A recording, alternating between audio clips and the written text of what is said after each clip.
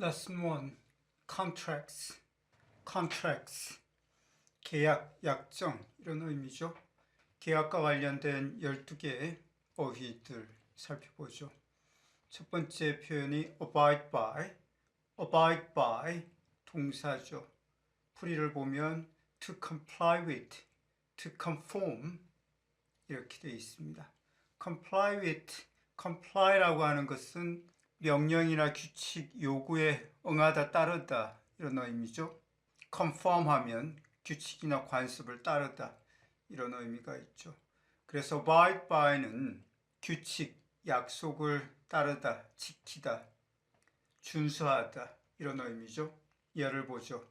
The two parties agreed to abide by the judge's decision. Two parties, 양측이 그 판사의 결정을 abide by, 따르기로 동의했다, 합의했다 이런 의미죠. For years, he has abided by a commitment to annual employee raises. 수년 동안 그는 annual employee raises, annual 하면 yearly, 매년의 employee, 직원 raises, pay raise, 급여 인상이죠. 매년의 직원 급여 인상에 대한 a commitment라고 하는 것은 의무나 책임, 공약, 약속 이런 의미가 있죠. 매년의 직원 급여 인상에 대한 공약, 약속을 he has abided by, 지켰다죠. 두 번째 단어는 agreement, 명사죠. 풀이를 보면 a mutual arrangement, a contract. mutual 하면 상호적인 할 때 그 상호 이런 의미죠. arrangement는 협의, 합의 이런 의미죠. 그래서 상호, 협의, 합의. a contract, 계약이죠.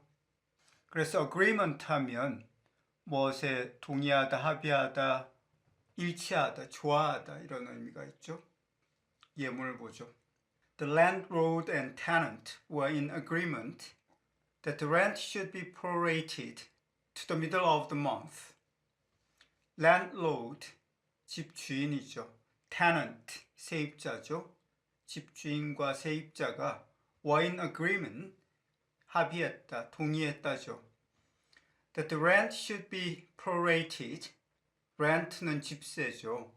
집세를 should be prorated to the middle of the month. 한 달의 중앙이니까 15일이죠.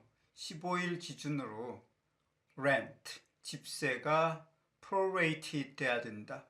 prorate라고 하는 것은 월의 중앙, 즉 15일을 기준으로 해서 이전이나 이후에 세입자가 입주하거나 혹은 또 퇴거하게 되면 임대료를 그에 따라서 조정하는 이른바 임대료 비례배분이라고 하는 건데요. 실거주 일수에 따라서 임대료를 책정하는 시스템이죠. 그렇게 해야 된다라고 하는데 in agreement, 동의했다, 합의했다 이런 의미죠. According to the agreement, the caterer will also supply the flowers for the event. 여기에 agreement는 계약이죠. 계약에 따르자면 caterer, 출장 요리 서비스 업체죠. 그 케이터링 업체에서 또한 그 이벤트에 꽃도 제공할 것이라는 거죠. assurance, 명사죠. a guarantee, 보장 이런 의미죠. confidence, 자신, 확신 이렇게 풀이가 되어 있는데요. assurance 하면 보장, 언질, 확신이라는 의미가 있죠.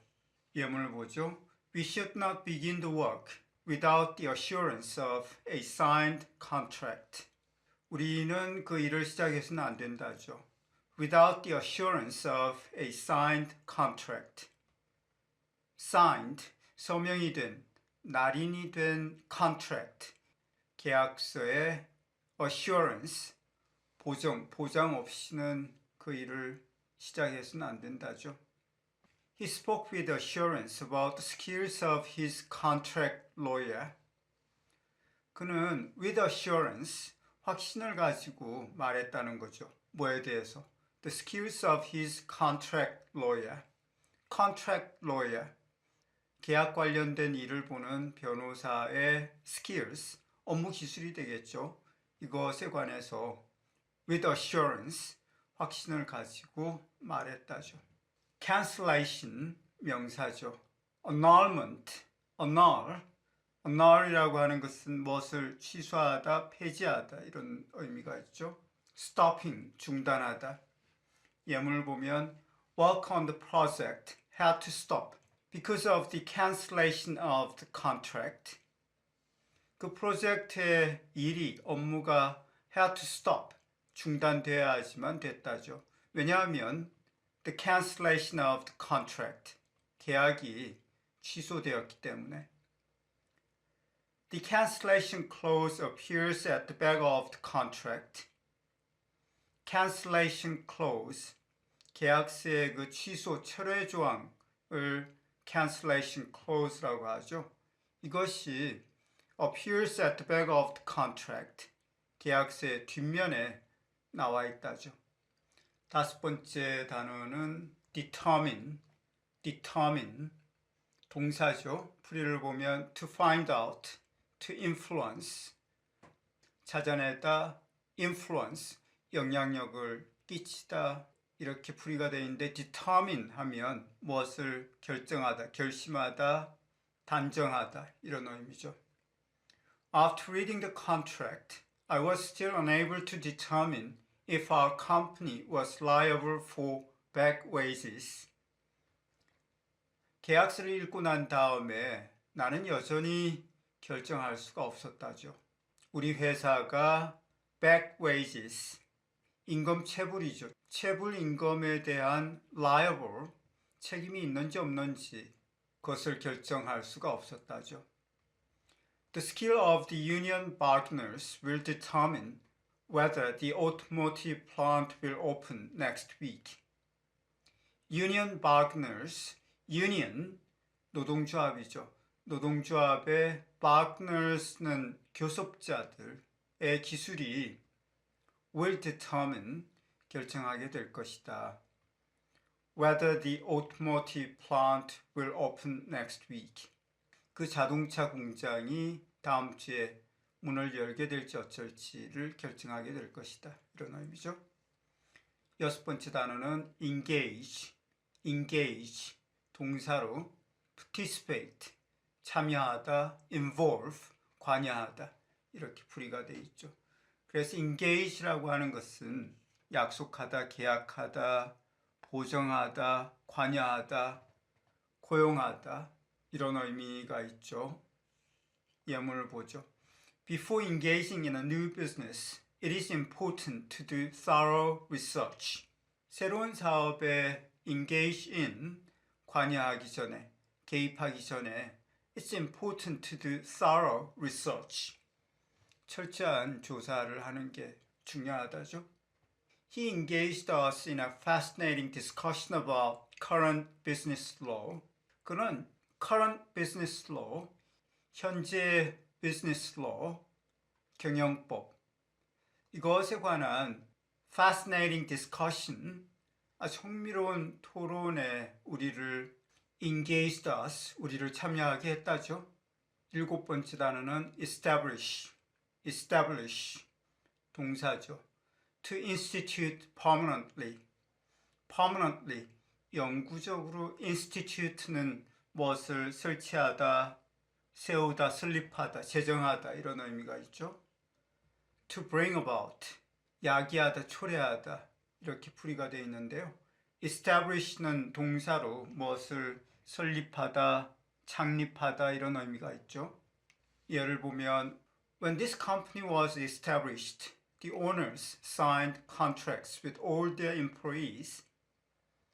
이 회사가 설립이 되었을 때 사주들이 모든 종업원들, 직원들과 계약서에 서명을 했다죠. The contract established a relationship between the company and the service provider.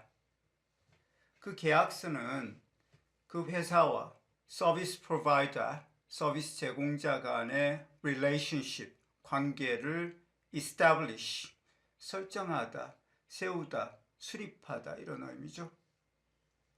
여덟 번째 단어는 obligate, obligate 동사죠. to bind legally or morally, 법적으로 혹은 도덕적으로 bind, 구속하는 이렇게 풀이가 되어 있는데 obligate 하면 동사로 법적으로 도덕적으로 의무를 지우다, 강요하다 이런 의미가 있죠. 예를 보면 The contractor was obligated by the contract to work 40 hours a week. 그 계약을 한 당사자는 by the contract, 그 계약에 의해서 주당 40시간을 일하기로 되어 있었다. 일을 해야 했다. 이런 의미죠. I felt obligated to finish the project, even though I could have exercised my option to quit. 나는 그 프로젝트를 마무리 지을 어떤 의무감이 있었다는 거죠. Even though I could have exercised my option to quit. To quit. 도중에 그만둘 수 있는 나의 choice, 선택을 could have exercised, 발휘할 수도 있었지만 그렇게 하지 않고 프로젝트를 마무리 지을 의무감이 있었다. 이런 의미죠. 아홉 번째 단어는 party, 명사죠. A person or group participating in an action or plan, 어떤 계획이나 행동에 참여하는 사람이나 혹은 집단. The persons or sides concerned in a legal matter, 법적인 문제와 관련된 사람들 혹은 sides, 척이죠. 양척 뭐 이렇게 할 때 예문을 보면 The parties agreed to a settlement in their contract dispute. 그 당사자들이 contract dispute, 계약 dispute는 분쟁이죠. 계약 분쟁에 있어서 어떤 settlement, a settlement, 해결이죠. 해결에 동의를 했다. The party that prepares the contract has a distinct advantage. 그 계약건을 준비한 측에서 has a distinct advantage, 분명 이점이 있다, 유리한 점이 있다 이런 의미죠. 열 번째 단어가 provision, provision 명사로 풀이를 보죠. A measure taken beforehand, 사전에 취한 조치죠. A stipulation, 조항이나 조건 이렇게 풀이가 되어 있는데 provision 하면 조항이나 규정, 준비, 예비이라는 의미가 있죠. 예문을 보죠. Carefully read all the provisions of the contract before signing it. 계약서에 서명을 하기 전에 그 계약서의 모든 조건, 조항들을 carefully read, 꼼꼼하게 읽으라죠.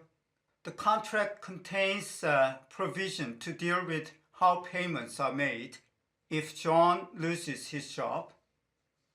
John이 만일 실직을 하게 되면 how payments are made, 지불을 어떻게 해야 될지를 deal with, 다루는 그러한 조항이 그 계약서에 포함이 되어 있다죠. 11번째 단어는 resolve, resolve, 동사죠. To find a solution, 해결책을 찾다죠. To make a firm decision, 어떤 확고한 결심을 하다, 결정을 하다죠. The mediator was able to resolve the problem to everyone's satisfaction. mediator, 중재자죠. 그 중재자가 그 문제를 해결할 수 있었다죠. To everyone's satisfaction, 모든 사람들이 만족할 수 있도록. The businessman resolved to clean out all the files by the end of the week. 그 사업가는 주말까지 모든 파일을 clean out, 깡그리 없애려고 resolve, 결심했다죠. 12번째 단어는 specific, specific, 형용사죠. particular, 특정한, 이렇게 풀이가 되어 있죠. 그래서 specific 하면 명확한, 구체적인, 뚜렷한 이란 의미의 형용사죠. The customer's specific complaint was not addressed in his email. 그 고객의 구체적인 불평, 불만이 그의 이메일에서는 addressed, 제기되지 않았다. 이런 의미죠. In a contract, one specific word can change the meaning dramatically. 계약서에선 하나의 구체적인 특정 단어가 의미를 dramatically, 극적으로 바꿀 수도 있다. 이런 의미죠. contract와 관련된 12개의 핵심 어휘들 구체적인 예를 봤습니다. 정확하게 쓸 수 있도록 반복 연습하시기 바랍니다. contracts와 관련된 몇몇 어휘들의 파생어라고 하죠. 파생어의 패턴들을 살펴보도록 하겠습니다. agree라고 하는 게 동사죠. 무엇에 동의하다, 합의하다 이런 의미의 예문을 보면 If both parties agree to the terms, we can finalize the contract. 만일 양측이 그 조항, 조건에 동의를 한다면 우리가 그 계약을 finalize, 끝낼 수 있다, 완성할 수 있다죠.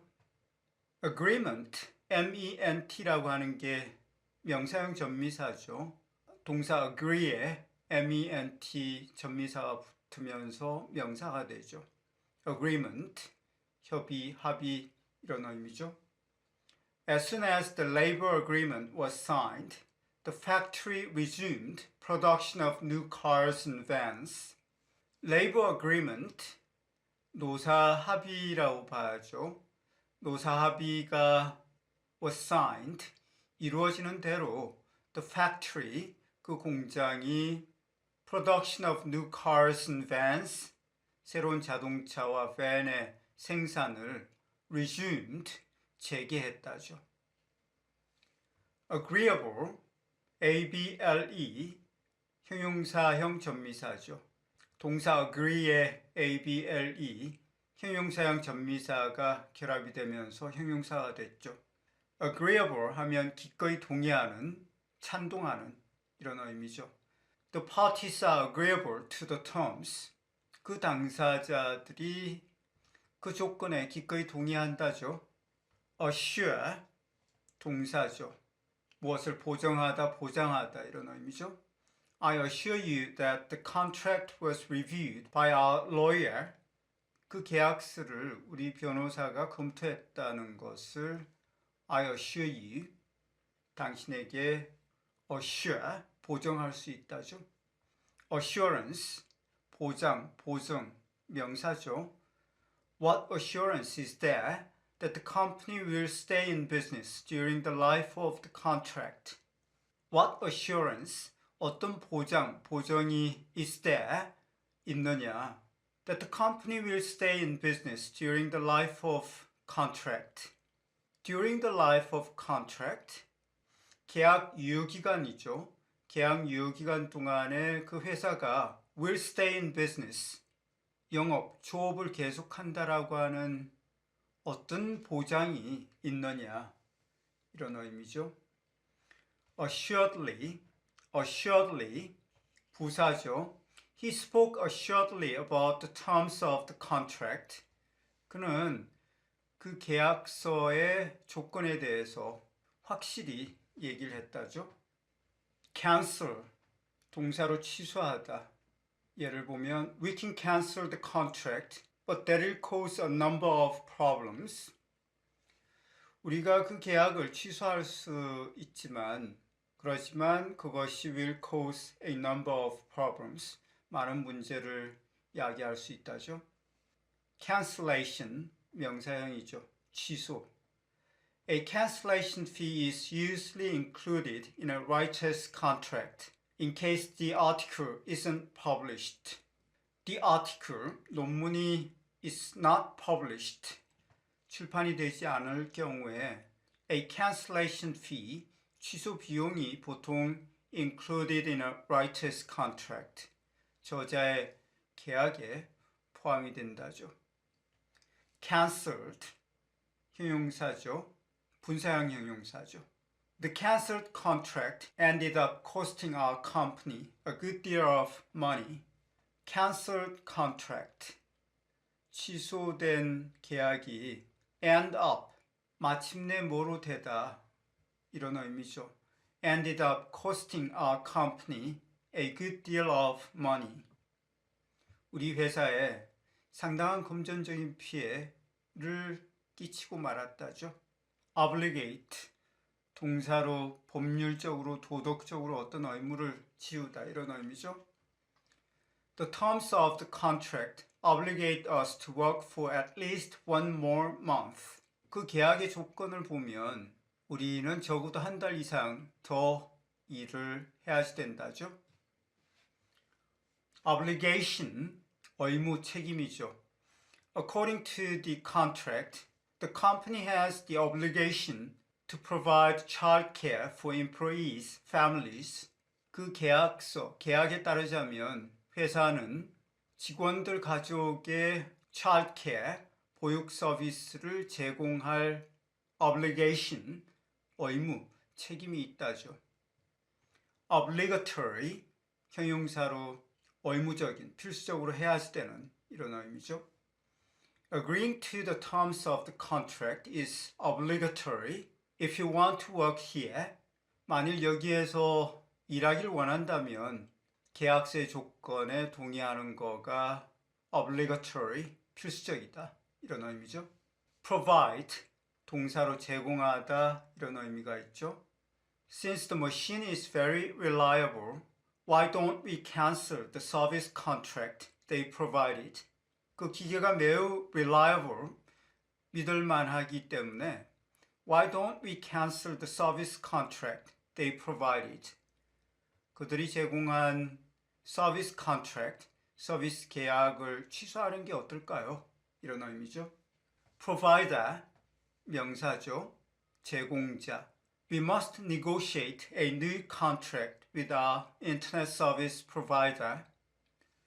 우리는 인터넷 서비스 제공사와 새로운 계약건을 negotiate, 협상해야 된다죠.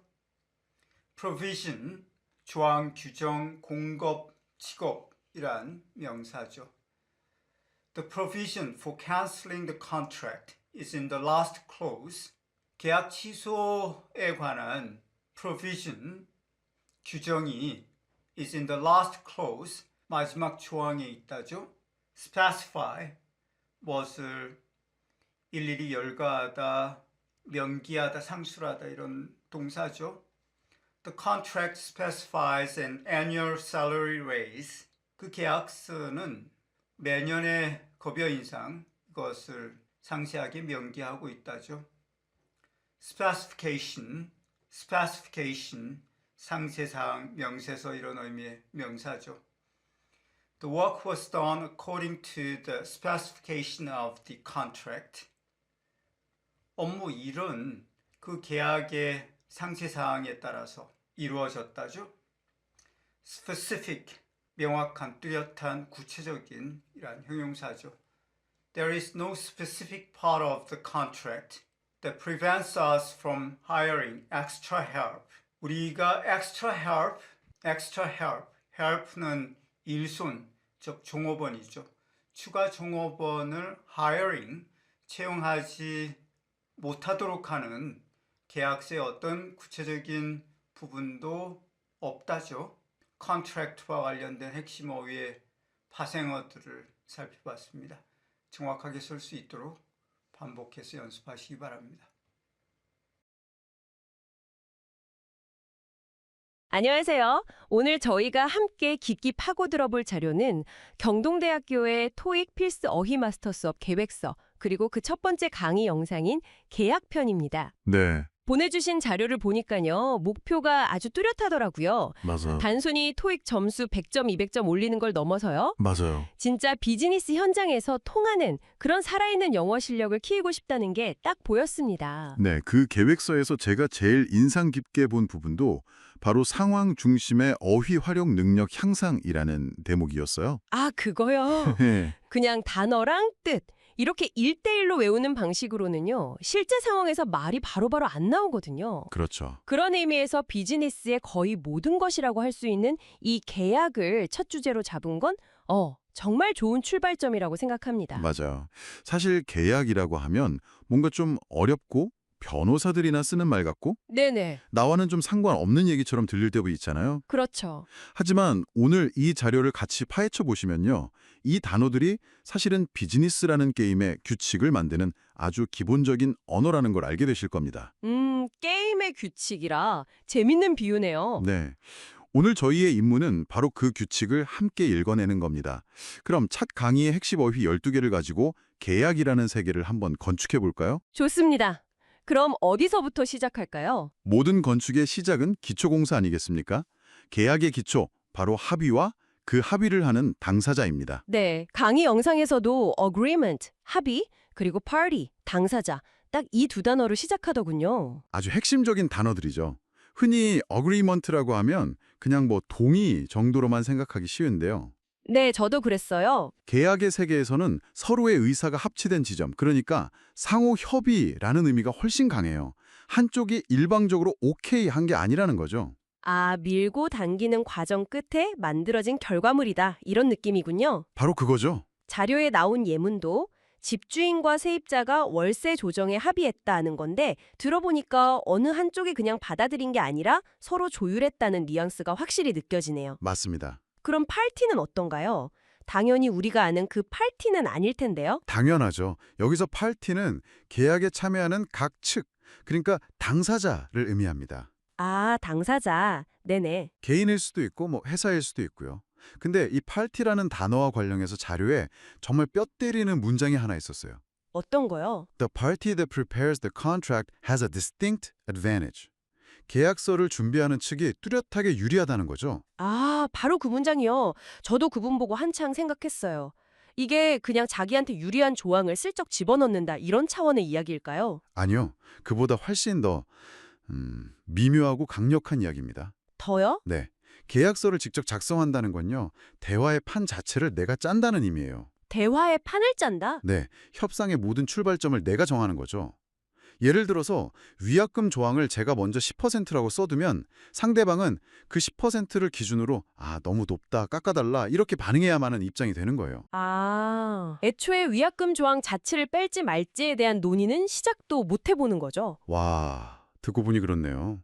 계약서를 먼저 제안한다는 것 자체가 이미 심리적으로 우위를 점하고 시작하는 거군요. 바로 그겁니다. 그래서 이건 단순한 어휘 공부가 아니라, 어휘 공부를 넘어서서 비즈니스 전략에 가까운 거예요. 알겠습니다. 자, 그럼 이렇게 어그리먼트로 기초를 다지고 파티들이 정해졌습니다. 이제 그 위에 건물의 뼈대를 올려야죠. 그렇죠. 계약이라는 건물의 뼈대는 바로 약속과 의무입니다. 이걸 지탱하는 두 개의 기둥 같은 단어가 바로 abide by와 obligate입니다. abide by는 준수하다, 따르다 이런 뜻으로 많이 본 것 같아요. 자료 예문에도 양측의 판사의 결정을 따르기로 동의했다는 내용이 나오고요. 네, 근데 obligate는 어감이 조금 더 무겁게 들리네요. 정확히 보셨어요. 두 단어의 무게감이 완전히 다릅니다. abide by는 이미 정해진 규칙이나 합의 사항을 잘 지킨다는 쪽에 가깝다면요. 네, obligate는 법적으로나 도덕적으로 무언가를 하도록 강제하고 구속한다는 훨씬 더 강력한 의미를 가져요. 구속한다. 네. 그래서 이 단어에서 나온 명사 obligation, 즉 의무나 책임이라는 단어가 계약서의 핵심 단어가 되는 거죠. 그래서 계약에 따라 주 40시간을 일해야 했다는 예문에서 obligate를 썼군요. 그냥 그렇게 하기로 했다 정도가 아니라 그렇게 할 수밖에 없게끔 계약이 나를 묶었다. 이런 느낌이네요. 바로 그겁니다. 이 미묘한 차이를 이해하면 나중에 계약서를 볼 때 어떤 조항이 그냥 협조사항이고 어떤 조항이 반드시 지켜야 할 법적 의무인지 구분할 수 있게 되는 거죠. 그렇군요. 예를 들어서 회사는 직원 가족에게 보육 서비스를 제공할 어블리게이션이 있다는 문장은 제공하면 좋다가 아니라 제공 안 하면 계약 위반이다 라는 뜻이 되는 겁니다. 와, 이 단어 하나가 회사가 수십억을 써야 하는 근거가 될 수도 있겠네요. 맞습니다.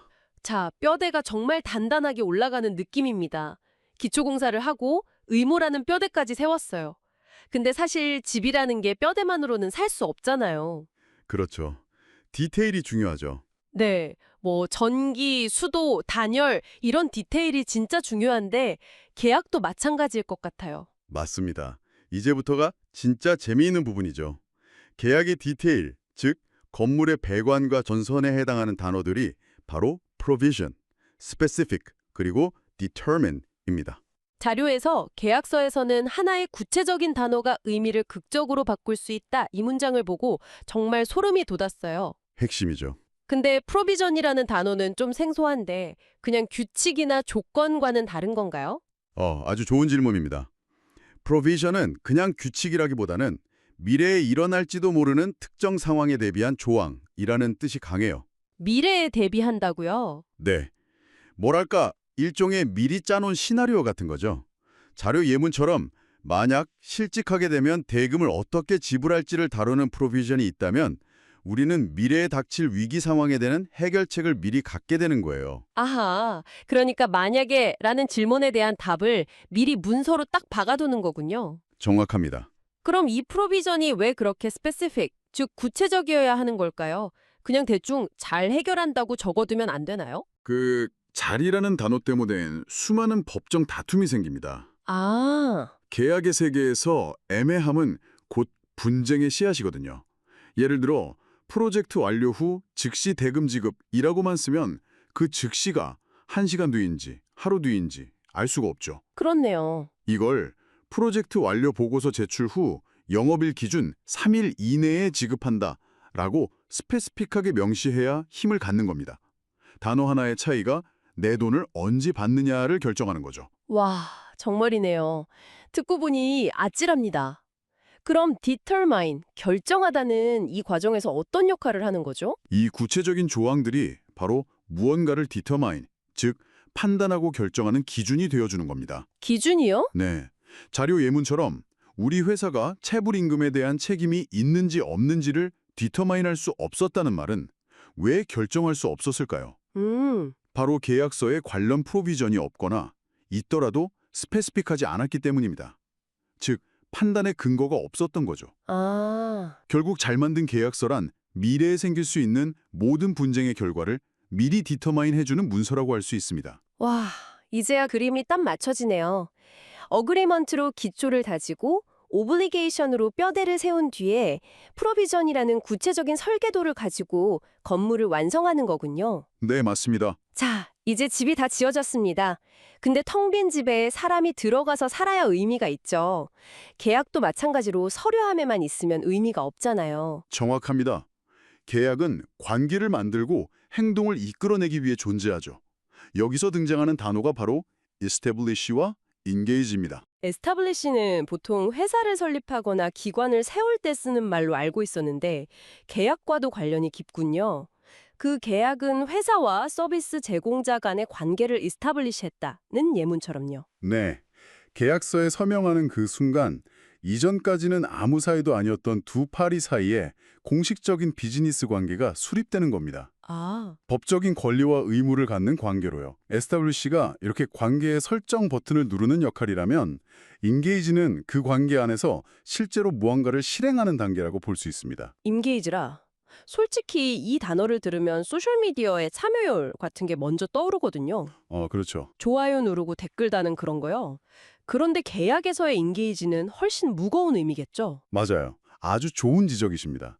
소셜미디어의 참여와 계약서의 인게이지는 무게감이 완전히 달라요. 어떻게 다른가요? 새로운 사업에 인게이지하기 전에 철저한 조사를 해야 한다는 예문에서처럼 계약에서의 인게이지는 단순히 참여하는 걸 넘어서 그 일에 법적으로 얽히고 책임을 지고 관여한다는 의미입니다. 아, 법적으로 얽힌다. 네, 프로젝트를 좋아요 누르는 것과 그 프로젝트를 완수할 법적 의무를 지고 참여하는 것의 차이죠. 그 비유가 귀에 쏙 들어오네요. 에스타블리시로 관계의 문을 열고 들어가서 인게이지로 그 안에서 실제로 일을 시작하는 거군요. 바로 그겁니다. 단어 하나하나가 비즈니스 프로세스의 한 단계를 보여주는 것 같지 않으세요? 네, 정말 흥미롭습니다. 그게 바로 이 수업 자료가 의도하는 바일 겁니다. 단어를 따로따로 외우는 게 아니라 비즈니스가 흘러가는 과정 속에서 입체적으로 이해하는 것. 그게 진짜 활용 능력이니까요. 좋습니다. 이제 튼튼하고 디테일한 집을 지었고 그 안에서 관계를 맺고 일도 시작했어요. 하지만 살다 보면 예상치 못한 일이 터지기 마련이잖아요. 그럼요. 집에 불이 날 수도 있고 비가 셀 수도 있고요. 계약도 항상 계획대로만 되지는 않겠죠. 물론입니다. 그래서 모든 잘 지은 집에는 보험과 비상대책이 필요합니다. 계약의 세계에서 그 역할을 하는 안전장치들이 바로 resolve, cancellation, 그리고 assurance입니다. 아, 문제가 생겼을 때 필요한 단어들이군요. resolve는 중재자가 모두가 만족하도록 문제를 해결했다는 예문처럼 갈등을 푸는 긍정적인 느낌이네요. 네, resolve는 문제의 해결을 의미하는 최종 목표점 같은 단어죠. 그런데 문제가 생겼을 때 항상 해결만 있는 건 아니잖아요. 그렇죠. 때로는 관계를 끝내야 할 때도 있습니다. 그럴 때 필요한 것이 바로 cancellation, 즉 계약 취소 조항입니다. 취소 조항. 이건 문제가 터진 후에 허둥지둥 만드는 게 아니라 계약이라는 집을 지을 때부터 미리 만들어두는 비상 탈출구 같은 겁니다. 미리 만들어두는 비상 탈출구요. 와, 정말 중요한 개념이네요. 그럼 마지막 단어인 assurance는 뭔가요? 내가 보증할게 할 때의 그 보증인가요? 네, 비슷한 맥락인데요. 서명된 계약서에 어슈런스 없이는 일을 시작하면 안 된다라는 예문이 있던데 이게 그냥 확신히 해줄게라는 말 한마디와는 다른 거겠죠. 그럼요. 일상 대화에서 I assure you, 내가 장담하는데 라고 말하는 것과 계약서에 명시된 assurance는 하늘과 땅 차이입니다. 아, 계약에서의 assurance는 단순한 약속이나 확신이 아니라 법적 효력을 갖는 보증 또는 담보를 의미해요. 만약 상대방이 약속을 어겼을 때 내가 입을 피해를 보상해줄 구체적인 장치인 거죠. 예를 들면 어떤 게 있을까요? 가장 대표적인 게 품질 보증서, Quality Assurance죠. 1년 안에 고장나면 무상으로 수리 또는 교환해준다는 구체적인 약속이에요. 아, 네네. 또는 대금을 제때 지급하겠다는 어슈런스를 위해서 이행보증보험증권을 요구할 수도 있고요. 이것은 불확실한 미래에 대한 가장 확실한 안전벨트입니다. 그렇군요. 그래서 이 질문을 스스로에게 던져보는 게 중요해요. 당신이 앞으로 맺을 계약에서 당신에게 가장 필요한 어슈런스는 무엇인가요? 돈을 제때 받는 것인가요? 아니면 결과물의 품질인가요? 그 답을 아는 것이 협상의 핵심이 될 수 있습니다. 자, 이렇게 계약이라는 집을 짓는 데 필요한 12개의 핵심 어휘를 모두 살펴봤습니다. 어그리먼트로 기초를 다져서 어슈어런스라는 보험까지 드니까 정말 든든한데요. 네, 다시 처음에 수업 계획서로 돌아가 보면 상황 중심의 어휘 활용과 복습을 강조하고 있었잖아요. 오늘 우리가 나눈 대화가 바로 그 상황 중심 학습의 한 예시가 아니었나 싶습니다. 정확합니다. 오늘 우리가 살펴본 예문들은 그냥 문장이 아니었죠. 집주인과 세입자, 회사와 직원, 서비스 제공자와 고객이라는 작은 비즈니스 상황 그 자체였습니다. 맞아요. 그리고 이 수업 자료의 또 다른 장점은 어휘의 확장성을 보여준다는 점이에요. 단순히 agree, 동의하다라는 동사만 알려주는 게 아니라 명사인 agreement, 형용사인 agreeable까지 함께 보여주면서 하나의 뿌리에서 가지를 뻗어나가듯 어휘를 익히게 하죠. 아, 오블리게이트에서 오블리게이션으로 자연스럽게 넘어가는 것처럼요. 바로 그거죠. 네, 그렇게 연결해서 배우니까 훨씬 기억에 잘 남는 것 같습니다. 단어 하나를 배우면 서너 개를 한 번에 얻는 느낌이랄까요? 맞아요. 이것이 바로 수업 계획서가 목표로 하는 실제 비즈니스 상황에서의 어휘 활용 능력 향상으로 가는 길이겠네요. 네. 그리고 이 방식은 앞으로 배울 다른 주제들에도 그대로 적용될 겁니다. 계획서를 보니까 사업 기획, 마케팅, 회계 같은 주제들이 이어지던데요. 네, 맞아요. 예를 들어 오늘 배운 프로비전이라는 단어가 마케팅 계약서에서는 어떻게 쓰일까요? 초상권 사용 범위에 대한 프로비전 이런 식으로 응용될 수 있겠죠. 아, 그렇겠네요. 회계 분야에서는 세금 처리와 관련된 프로비전이 중요해질 거고요. 이렇게 배운 단어들이 다른 상황과 어떻게 결합되는지 상상해보는 것만으로도 훌륭한 복습이 될 겁니다. 오늘은 토익 어휘 마스터 과정의 첫 번째 강의 계약편을 가지고 하나의 집을 짓는 과정에 비유하면서 깊이 파고들어 봤습니다. 네, 단순히 단어를 외우는 걸 넘어서 각 단어가 비즈니스 현장에서 어떤 역할을 하고 또 어떤 무게를 갖는지, 어떻게 서로 연결돼서 하나의 시스템을 만드는지 엿볼 수 있는 시간이었습니다. 이 강의의 핵심은 결국 맥락과 상황을 이해하는 겁니다. 단어는 혼자 존재하지 않으니까요. 오늘 우리가 나눈 이야기처럼 단어와 단어 사이의 관계, 그리고 그 단어들이 만들어내는 더 큰 그림을 볼 수 있을 때 비로소 진짜 내 것이 되는 거죠. 마지막으로 오늘 나눈 이야기들을 바탕으로 당신의 앞으로의 학습에 길잡이가 될 만한 질문 하나를 던지면서 마무리할까 합니다. 네. 오늘 자료에서 가장 인상 깊었던 문장 중 하나는 계약서를 준비하는 측이 뚜렷하게 유리하다는 것이었습니다. 그렇다면 이 어휘들을 마스터하고 그 쓰임새를 완벽히 이해하게 된다는 것은 단순히 남이 만든 계약서를 이해하는 수준을 넘어서 언젠가 당신에게 유리한 계약서를 직접 만들어갈 힘을 갖게 된다는 의미는 아닐까요? 이 질문을 마음속에 품고 다음 학습을 이어가 보시길 바랍니다.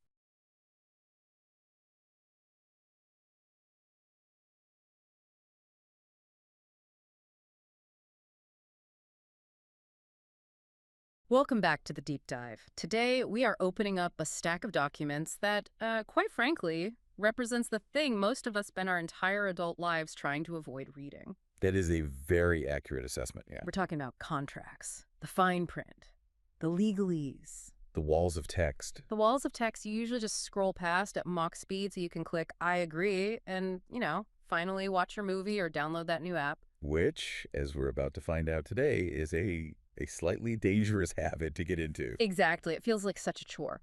But as I was going through the source material for today, which is based on a specific curriculum, Essential Words for the TO YIPE, focusing on lesson 1, I had a bit of a realization.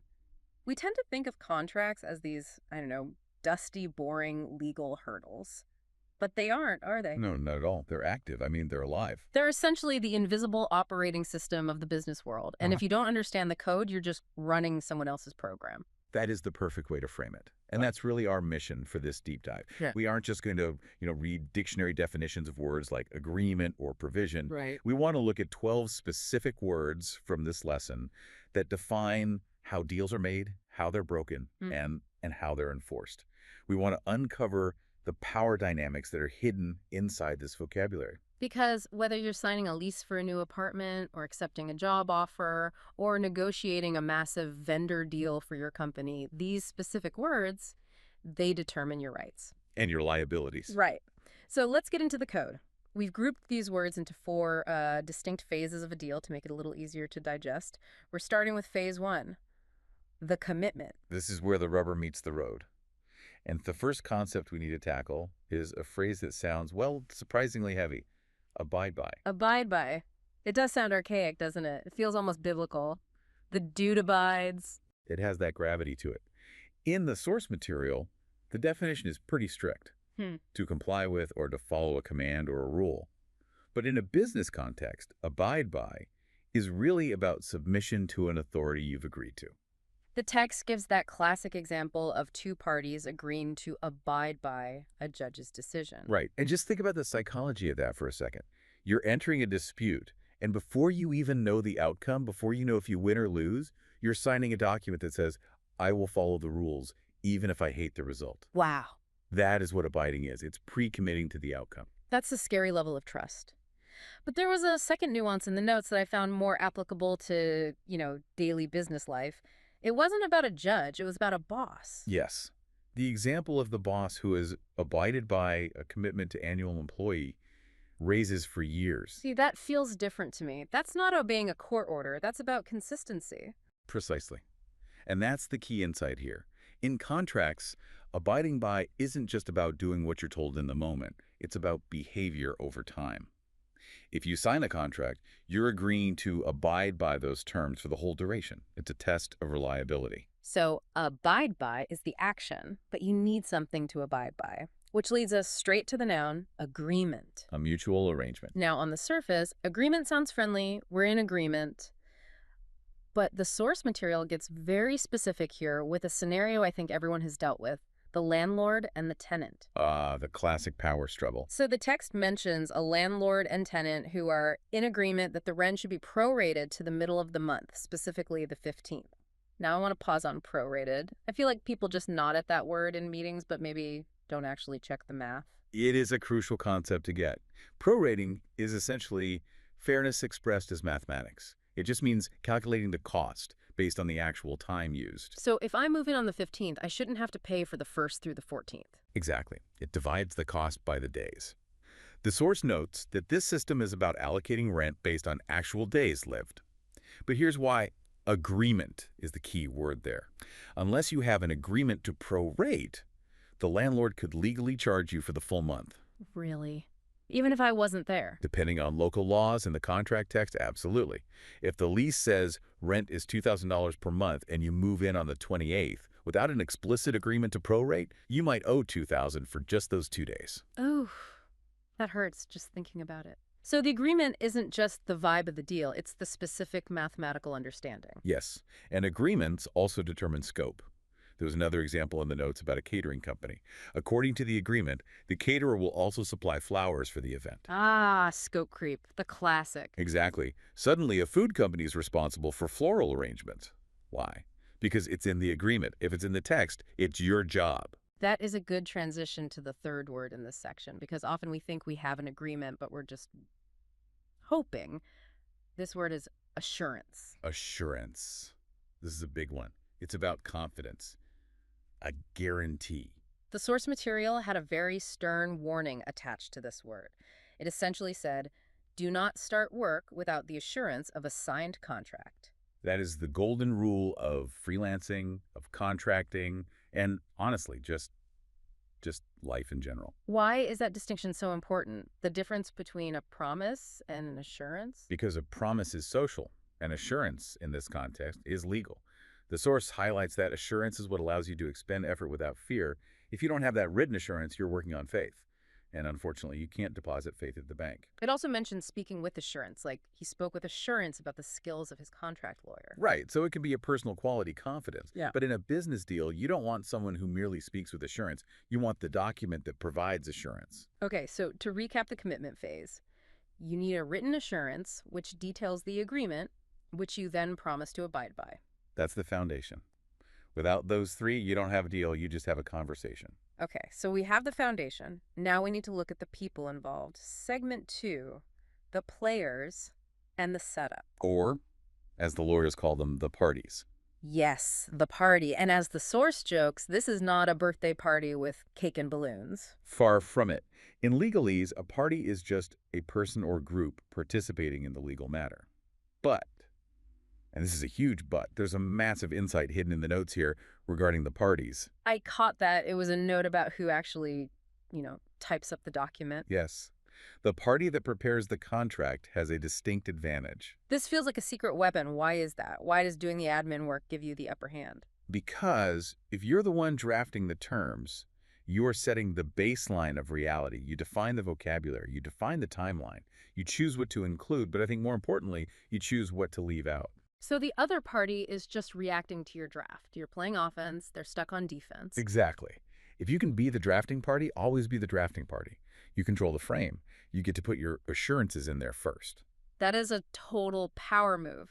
Okay, so once the parties are involved, they have to establish something. Establish. To institute permanently. Mm. To bring about. The source gives the example of when a company is established, the owners sign contracts with all employees. Just think about what that word establish implies. Before the contract, you just have people talking, maybe shaking hands. It's fluid. Once you sign, you have established a relationship. It turns a conversation into a formal state of being. It's like pouring concrete. It hardens the relationship. And it creates a new legal entity. The source explicitly says the contract established a relationship between the company and the service provider. You aren't just two strangers anymore. You're defined by your connection to each other. And once that structure's there, you have to engage. Engage. Okay. To participate or involve. The advice in the source was pretty practical here. Before engaging in a new business, it is important to do thorough research. That's the whole look before you leap principle. Yeah. Engaging implies an active entry. You aren't just observing the market. You are stepping inside the circle of risk. I did like the meta commentary in the source too. It mentions someone engaging us in a fascinating discussion about business law. Which is hopefully what we're doing right now. I'd like to think so, but it shows the word has range. You engage in a business deal, which is formal, but you can also engage an audience. It's about capturing attention and participation. But in the context of contracts, engaging usually marks the point of no return. Once you engage, you're part of the system. You are on the hook. Okay, so we've engaged, we're in. Now we have to look at the terrifying part of the document, segment 3, the fine print. This is where the devil lives. The first word here is specific. Explicit. Distinct. The source dropped a bit of a truth bomb here. In a contract, one specific word can change the meaning dramatically. Absolutely. This is why lawyers get paid the big hourly rates. A contract isn't about general vibes, it's all about specifics. The source gave an example of a customer's specific complaint that wasn't addressed in an email. Meaning, if you complain generally, nothing happens. But if you complain specifically, you get results. Or you get stuck. Imagine you're ordering materials for a construction site. If you just order lumber, you might get scrap wood. If you order grade A pressure-treated pine, you get what you need. That specificity determines whether you can build a house or just a bonfire. Right. So specificity leads us to the mechanism of the contract, which is the provision. A provision, a measure taken beforehand, a stipulation. The expert advice in the source was simple. Carefully read all provisions of the contract before signing it. It sounds so obvious, but people skim. They look at the dollar amount and they just sign. A provision is a specific line of code that handles a what-if scenario. The source describes a contract containing a provision on how to deal with payments if a person, let's call him John, loses his job.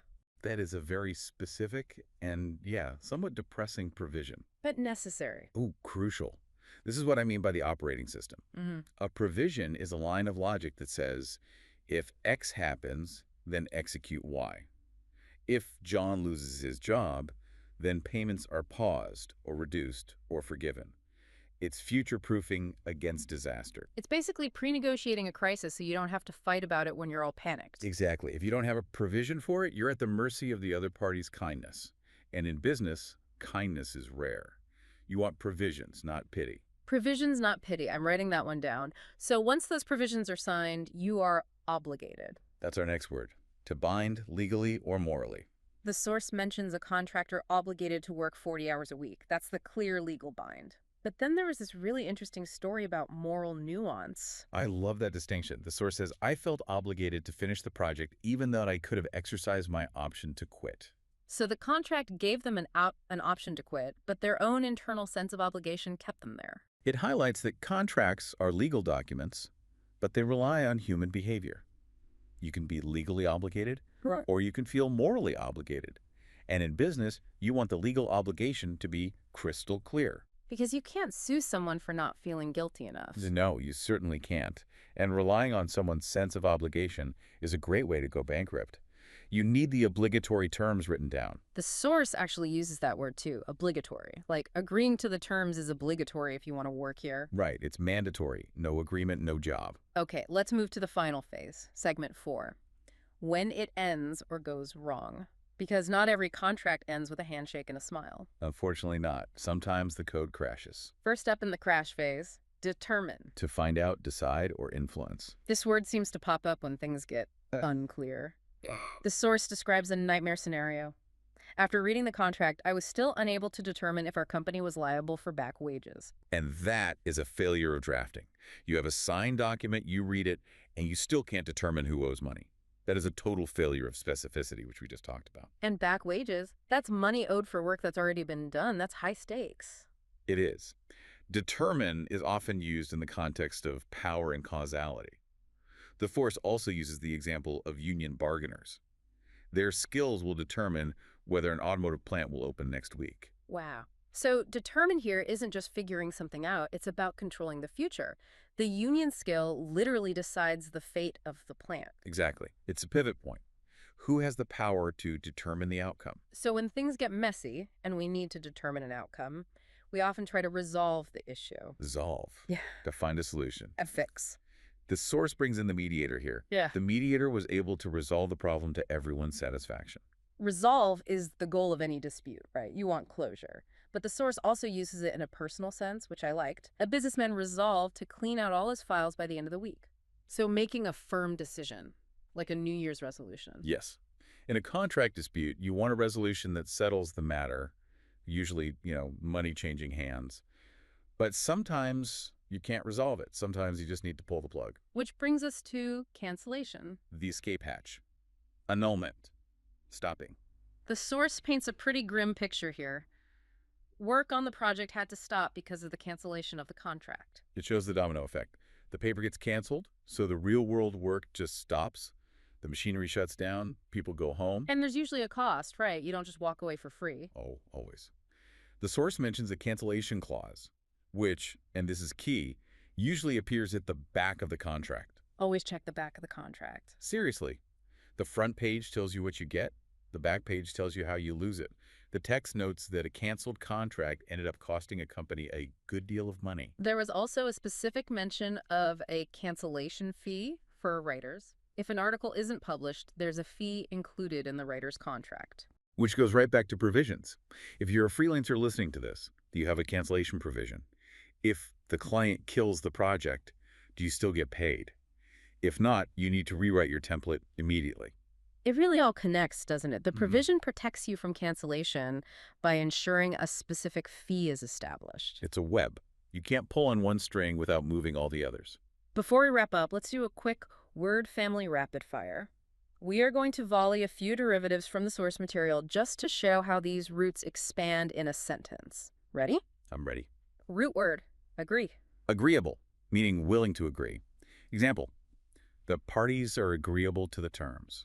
Root word, Provider, the entity giving the service. Example, we negotiate with an internet service provider. and root word, specification. The detailed description of work. Example, the work was done according to the specifications. Or in industry slang, the specs. Nice. It just shows that once you know the root, you can navigate the whole sentence. So let's zoom out. We've looked at 12 words. We've gone from the initial commitment to the setup, through the fine print, and finally to resolution or cancellation. It really is a narrative arc. You engage and establish a relationship. You specify the provisions. You agree to abide by them. And if things go wrong, you try to resolve them or you hit cancellation. It's the story of every business deal ever made, just hidden in 12 words. It is. So what? Why does this matter to the listener right now who might be driving to work or, doing the dishes? It matters because if you don't understand these specific definitions, you're walking into every room blindfolded. We talked about how the party that prepares the contract has the advantage. The only way to level that playing field is to understand the code just as well as they do. It's about protection. Clarity and protection. When you know that assurance needs to be written, not verbal, you save yourself a lawsuit. When you know to check the cancellation clause at the back of the document, you save yourself money. That is the deep dive difference. It isn't just vocabulary, it's armor. I like that. Vocabulary is armor. Before we go, I want to leave you with a thought from our expert. So I want you to think about your current work, or even just your life administration. Where are you currently relying on a verbal assurance from someone? A boss promising a raise, a landlord promising a fix, a partner promising a deliverable, when you really desperately need the protection of a written provision. That is a scary question to ask yourself, but a necessary one. Go check your paperwork, read the fine print, and we'll see you on the next deep dive.